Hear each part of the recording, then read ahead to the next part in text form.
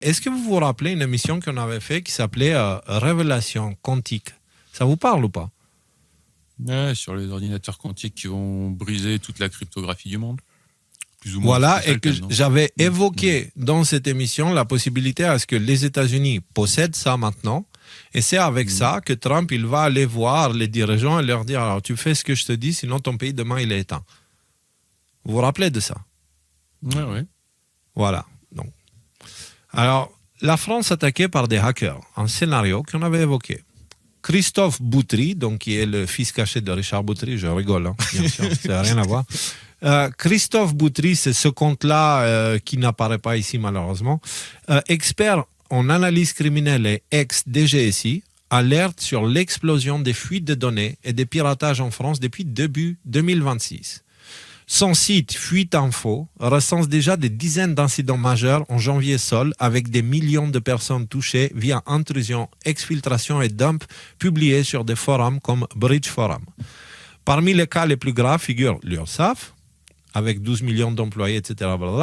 Verichic, 900 000 voyageurs, Technicontact, près de 6 millions de fiches clients, Otakos, 10 millions d'utilisateurs, plusieurs agences immobilières avec plus de 20 000 clients et 500 gigas de documents. Le réseau site, 127 000 clients, blablabla. Bref, voilà, beaucoup de monde, quoi. Ces hacks touchent massivement entreprises, SAS, secteur immobilier, tourisme, restauration et même services publics et étatiques, exposant identité, données financières, médicales, administratives et mots de passe souvent vendus ou diffusés publiquement, blablabla. Et en fait, si vous regardez, on a eu en janvier plus de fuites de données, ça se compte en 500 millions, un truc comme ça, que ce qu'on a eu l'année dernière, toute l'année. Donc, janvier, en un mois. Donc, on a une multiplication par 12 des fuites de données, des incidents de hacking sur des bases de données soit privées, soit gouvernementales. Voilà. Et donc, du coup, moi, j'ai l'impression qu'il y a quelque chose qui ne se passe pas bien entre Trump et Macron. Et que là, nous sommes en train de voir une sorte de pression douce. Si notre scénario, si le scénario qu'on avait évoqué dans cette émission-là, Apocalypse quantique, où on parlait justement d'un piratage massif qui pourrait faire effondrer l'économie d'un pays, etc., qui pourrait être utilisé comme une arme, bah en fait, si ce scénario est juste, là, on a un bon cas devant nous, quoi. Tu vois, parce qu'on avait expliqué que c'est comme ça que ça allait se manifester par différents hacks qui allaient accélérer de plus en plus jusqu'à ce que l'État en question soit soumis ou des choses comme ça, tu vois. Oui, Nico. Mais imaginez si ce processus est généralisé. En fait, si tu veux, dès que vous avez commencé à aborder ça, j'ai vu quand même dans la mauvaise nouvelle la bonne nouvelle, d'une manière. Ouais, pareil. Vous rappelez, on a fait le live qui parlait de la personne, comment on appelle ça là, on a l'être humain. Personne légale. Et on a aussi la personne morale. Ouais, personne légale, personne morale. Imaginez que personne légale. Imaginez que cette personne, elle a subi tellement d'attaques de type justement hacking, etc., qu'on ne peut plus se référer à l'idée de la personne légale pour se référer à un individu. Est-ce qu'en fin des fins, justement la personne légale deviendrait impertinente? Si tout a été hacké, ton identité légale, tes comptes légaux, ta sécurité sociale, ton acte de naissance, comment est-ce que tu veux après te référer à la personne humaine par la personne légale, si la personne légale était entièrement corrompue par les hackings? Comment dire, moi ce que je vois, c'est que ce serait pertinent cette analyse dans un contexte où la personne légale, ce serait on va dire quelque chose de public. Et le concept de personne légale, ça reste encore aujourd'hui, je dis pas que c'est faux, hein, pas du tout, mais considéré comme une théorie du complot, machin, tout ça. Et pour les gens qui qui ont cette analyse et qui adhèrent à ça, c'est utilisé par les systèmes, les gouvernements ou les pouvoirs du monde pour nous maintenir sous contrôle. En fait, c'est la base juridique pour nous maintenir sous contrôle. Donc, à partir du moment où c'est pas sur l'arène publique, tu peux pas pousser les gens qui contrôlent et qui se servent de ça pour contrôler à renoncer à ce contrôle sous prétexte que ça a été trop hacké.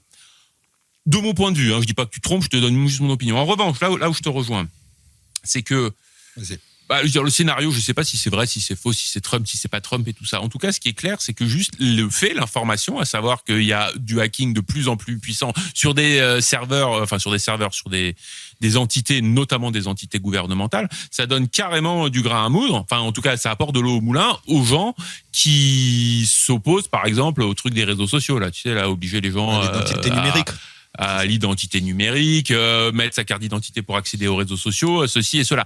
Parce que, en gros, une fois que les arguments, c'est quoi? C'est de dire, ouais, vous allez vous servir de ça pour nous espionner, pour nous truquer pour l'identité numérique. Là, t'as Julien Pain qui sort et qui brandit, comme on l'a vu tout à l'heure. Mais non, c'est faux, c'est du complotisme. Bon, ok, d'accord, c'est du complotisme, on n'a pas le droit d'en parler. Par contre, il reste quand même cet argument qui devient imparable suite à ce genre de fait, mais c'est pas sécurisé, les mecs. Mais si c'est sécurisé, c'est le gouvernement qui s'en sert. Ouais, mais le gouvernement, je veux dire, l'URSSAF. Le mot de passe du gouvernement, c'est mot de passe. Ouais, voilà. C'est Brigitte, le mot de passe du gouvernement, quoi, tu vois. Voilà. Donc, pour ce côté-là, là, il y a un combat là sur l'identité numérique là qui a lieu en Angleterre et en France et des choses comme ça. Là, ils sont en train de mettre un sacré coup d'accélérateur. Là, ça nous donne, en tout cas, un argument qui est en béton armé, en fait, pour s'opposer contre ça. Non, on veut pas, parce que je veux dire, on a des tonnes de cas, de tonnes de précédents où on voit que ces données qui sont hyper sensibles vont fuiter. Et là, vous nous proposez de mettre nos données à tous sur des bases de données. Tout ça, pourquoi? Pour pouvoir aller liker des posts sur TikTok. Tu veux que je te passe une prédiction là? Vas-y. Un jour, en utilisant ça comme prétexte, ils vont nous dire qu'on devrait utiliser la blockchain. Parce que du coup, la blockchain, c'est quelque chose que tu peux pas pirater avec une force brute. En gros, il y a moyen que la blockchain apparaisse comme une solution et que nous devenons un bloc quelque part dans une blockchain. C'est aussi une possibilité. Moi, au début, je pensais que c'était une bonne chose, mais avec le temps, simplement en regardant les mots, tu vois, Dieu est dans la parole, tu vois, la parole est Dieu et Dieu est la parole. Blockchain, des blocs enchaînés. Donc, de ce fait, moi, c'est un truc, je sais pas. En tout cas, j'ai trouvé ça pertinent d'en parler parce qu'on avait évoqué cette possibilité. Et si vous n'avez pas regardé, c'est l'épisode 0 de la série Révélation qui parle d'apocalypse quantique parce que ça évoque un scénario qui pas seulement est possible, mais qui on a déjà vu se manifester à gauche, à droite. Et donc, allez regarder cette émission, c'est très intéressant.